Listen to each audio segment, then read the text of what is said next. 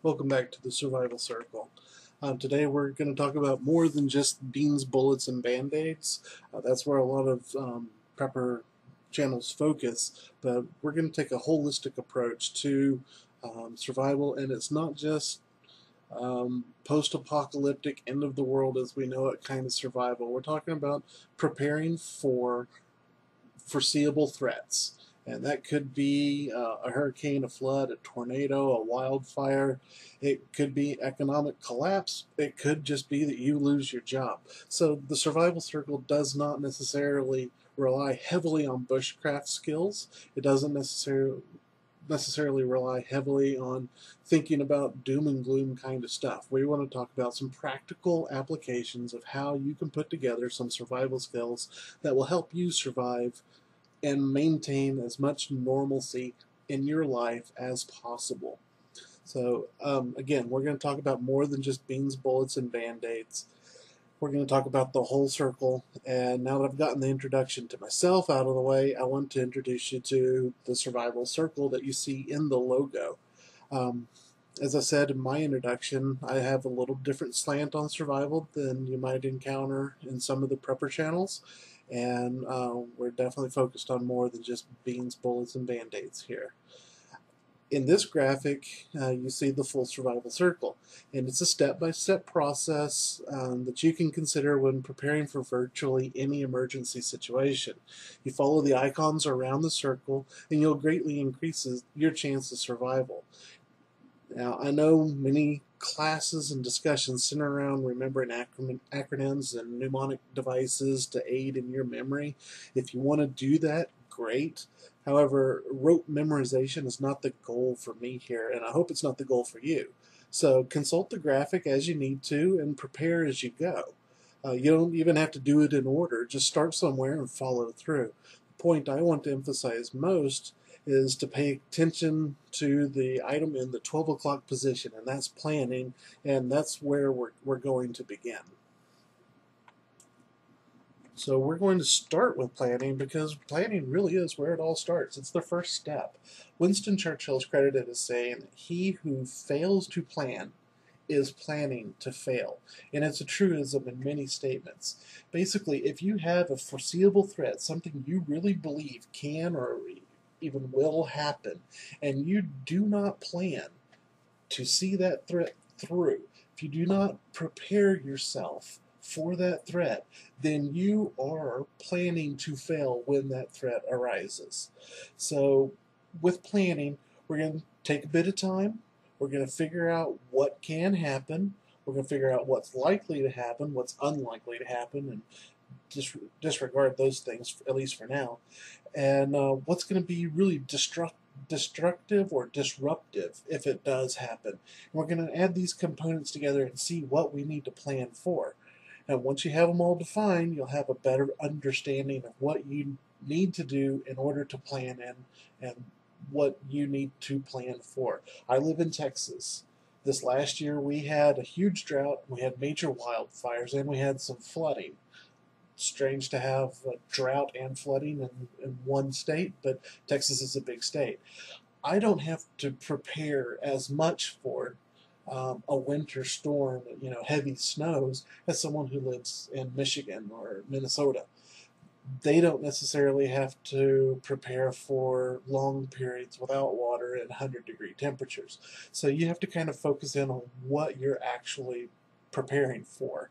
And we're going to take that to a whole new level, probably to a level that you haven't thought about before. And in those discussions about planning, we'll work through the whole process that will help you not only define the situations in which you might find yourself, but understand what needs to be done. And this is probably the most important exercise that you're going to work through during the survival circle because it's really what sets the tone for everything that you're going to do. And as I said, we'll get to more on planning in the future. I just want to get you involved with and familiar with the actual survival circle right now. The next thing in the circle is shelter. The icon looks like a tent, but consider that shelter comes in many forms. It could be a tent, absolutely, but it can also be the shade of a tree on a hot day. It could be a pile of leaves you're sleeping in on a cold night. It could be your house, or most commonly, it's your clothing. It's the first layer of defense that you have against anything. So shelter comes in many forms. We'll talk about those forms. We'll talk about how to figure out what you need. Again, that's part of the planning, but we'll figure out what you need and how to prepare for that, how to carry it with you if you need to carry it with you. Every day, you make decisions about your shelter, what clothes to wear, what if you're going to be indoors, outdoors, that kind of thing. Now we're going to take this as a task to make good decisions based on the situations that you expect to encounter. So we'll talk a lot about shelter. The next thing we're going to talk about, though, is fire. Now, again, coming from a prepper community, fire has a mystique all its own. But for us, let's use fire, for the most part, as a generic term for heat. Because I don't care if you have an open flame or if you have your stove that's working and you need to boil water. It doesn't matter if it's the flame or the stove. It's heat. That's what you need. In a survival situation, usually fire is what you're going to rely on to create that heat. But don't let the big bonfire or whatever idea that might be creeping into your mind freak you out or anything.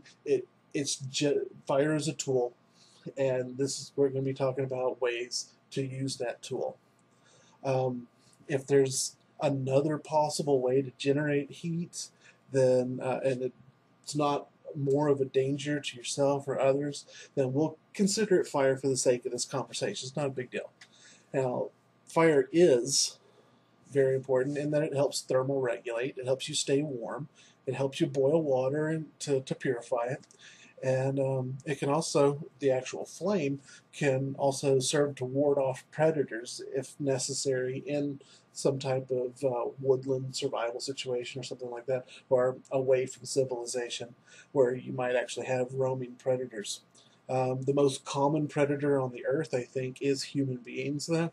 And if you're in an urban situation and you have a fire going, it's likely to draw predators there. So I would, figure out what you need, where you need it, how you need it, and take your situation into account. Now, fire is very useful, but it can also be, especially if let get out of control, very dangerous. And we'll talk about some of that later as well. Now, but fire in general should just be considered a tool, and as with most tools, you need to know how to use it. And we're going to talk about how to use it. Having a fire burn down your shelter, or serve as a signal to people who intend you harm. Those are two of the downsides of a necessary tool, but it is a necessary tool, so you need to know how to work with it and work with it safely. The next around the circle is water. Absolutely essential to life. You can't get around that. According to our modern understanding of biology, life cannot exist without water. It's simply that important. When you have a safe water source, or a water source that you can make safe, get as much of it in you as you can, and keep as much in you as you can. Try not to dehydrate, try not to sweat, try not to do things that would cause diarrhea, cause you to lose a lot of water. Keep the water in you. Get it in you, keep it in you. If you stay hydrated, you'll go a long way towards keeping yourself safe, because your brain requires water to work. You cannot make good thoughts. That didn't even sound good. You cannot think correctly unless you have water in you. Maybe I need some water right now. And thinking straight and making good decisions will help you stay alive in a survival situation. When you become dehydrated, you suffer from physical and mental difficulties. And please don't test that theory. This is one thing. Just take it from me. It can happen.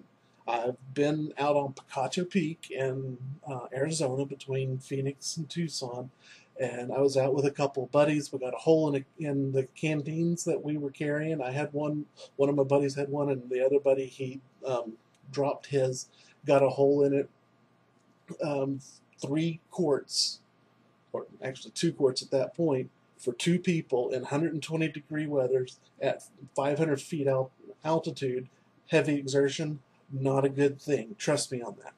So anyway, find water, make it safe, get it in you, keep it in you. That's the whole key to water. The next thing we need to consider is first aid, and first aid is a huge consideration. If you're over the age of 20, it's likely that you're still alive in our modern times due to modern medicine, and first aid techniques figure in highly in this. First aid techniques help prevent infection, which was a major killer of people, even up to well, to the advent of penicillin. But most, historically speaking, in most war, from ancient Greece up to the Civil War, infection was the primary killer. So you could probably thank first aid for being alive today. We're definitely leaps and bounds ahead of where 32 used to be the average lifespan. Um, it's just amazing what first aid will do, and you need to keep a good focus on it as you move forward. Whether it's from antibiotic ointments, where you've fought off infections, or adhesive bandages to cover the wounds and help them heal and again prevent infection, um, or elastic bandages, i.e., band-aids, which help to keep injuries from getting worse. You've probably benefited from first aid, and you need to improve your skills so that you can benefit more yourself and potentially help others. We currently have an average life expectancy of around 77 years in the United States. Just about 100 years ago, it was around 50 years of age, and 100 years before that, it was around 36 years of age. So, as you can see, proper care and treatment of wounds and injuries figures highly into increased longevity. So, if you want to help increase your longevity, if you're in a survival situation, learn first aid. Be around people who know first aid. Get the items together that will help you provide first aid or help people provide first aid to you. Learn it, practice it, and equip yourself for it. And this is one of the things in disaster planning that is helpful in virtually everyone's everyday life. So this is one of the things that you don't have to feel like some kind of freak that you're stockpiling food or something. Get some band-aids. Learn how to help people, clean their wounds, that kind of stuff. Go to the Red Cross, take a first aid class, something like that. Learn the skills, and it's good, practical, everyday skills for anyone to know. The next thing is something that most people in prepping channels don't talk about, and it's the concept of ideas and thinking. Um, from a risk management perspective and from a risk planning perspective, I believe that it's absolutely essential to dedicate time to thinking about your situation. It's simply take a moment to collect yourself, think about what's happening, what resources you have, where you need to go, what you need to do, and what you then need to do with all that is put it together in some kind of comprehensive package. I need to do this. This is the resource that I have or that I need to acquire to do that. Let's generate the ideas, figuring out how what I have will do that, or how I need to acquire what I need to do it. Think and then act, but think. And a lot of the stuff that we're going to talk about is probably going to come under this heading because it might not fit cleanly somewhere else. But planning is an activity, but the thought processes behind that activity are just simple ideas and thinking. So this will come up, and a lot of people don't save time for it. But I'm starting to see some other I'll call them preppers or survival mentors, whatever, who are starting to think about just thinking, and I'm glad to see that. And hopefully, as we progress, you'll see that thinking is integrated into virtually everything that we're doing. And It can be a separate task, but a lot of times it's just one of the tasks that's already a part of what you're doing. Now, signaling is one of those things that gets a little bit of a bad rap sometimes. I'm not sure where it comes from, but I think that signaling is necessary for a variety of reasons. Communication is essential, and signaling is a primary means of communication, especially in a survival type situation.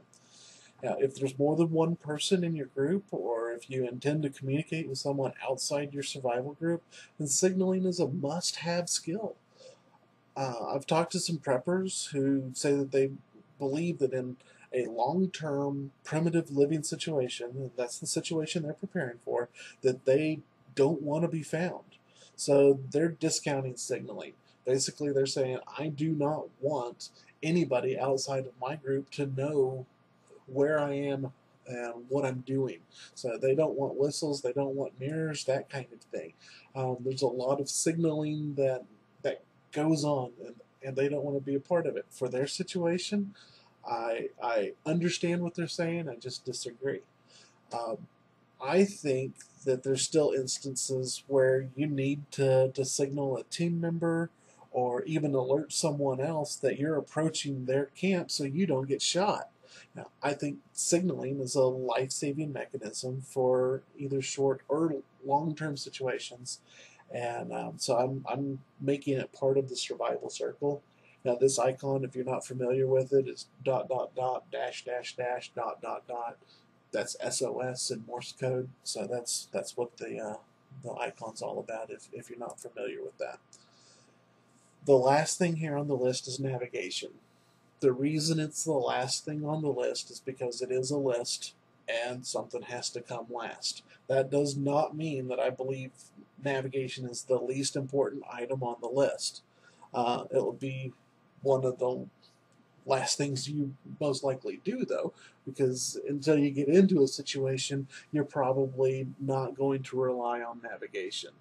But in my mind, that makes it a skill that you need to practice all the more often, because when that skill comes up as a necessary skill, whether you're lost on the road driving your car or you're lost in the woods somewhere in Appalachia, you need to be able to navigate. So I think it's a skill that you really need to work on. In most short term situations, stay where you are is the best navigation advice that you get. Usually you'll be close to a vehicle, or you'll be close to something that's recognizable, or you'll be where you've told people you're going to be. Stay where you are, people will come find you. Most survival situations that most people are going to confront, there's going to be most likely rescuers coming to find you. So stay where you are. However, there's going to be situations where you actually need to get from one point to another. Either you're not where you said you were going to be, or nobody knows to look for you, or whatever, and you're going to need to know how to navigate. So if you have to self-rescue, or if you're in some kind of long-term primitive living situation, you'll likely need to know where you are, where you're going, and how to get between the two places. And that's what navigation is going to be all about for you.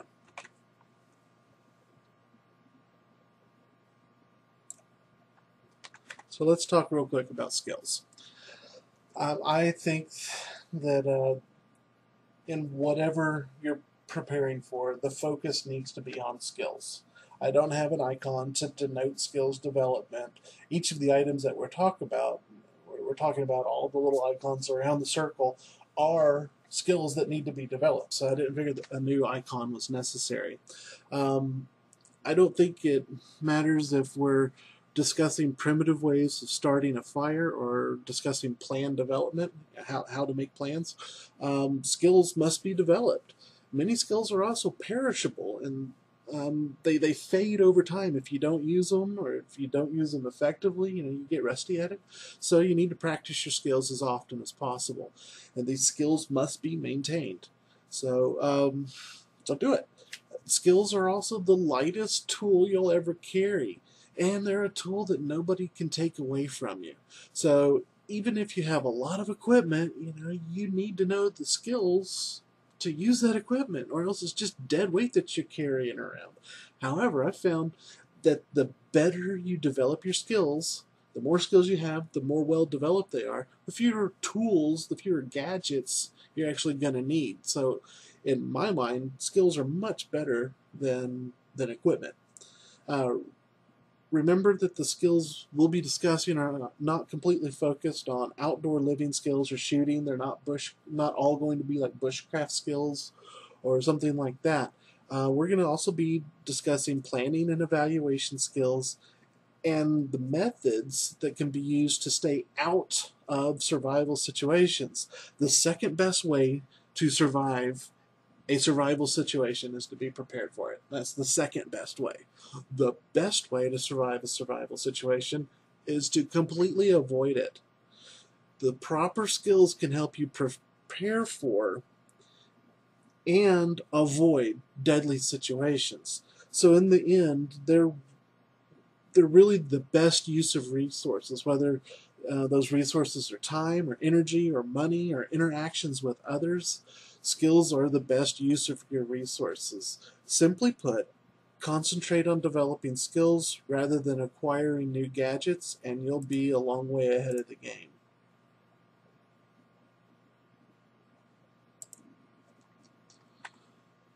Okay, so I just wanted to say thank you.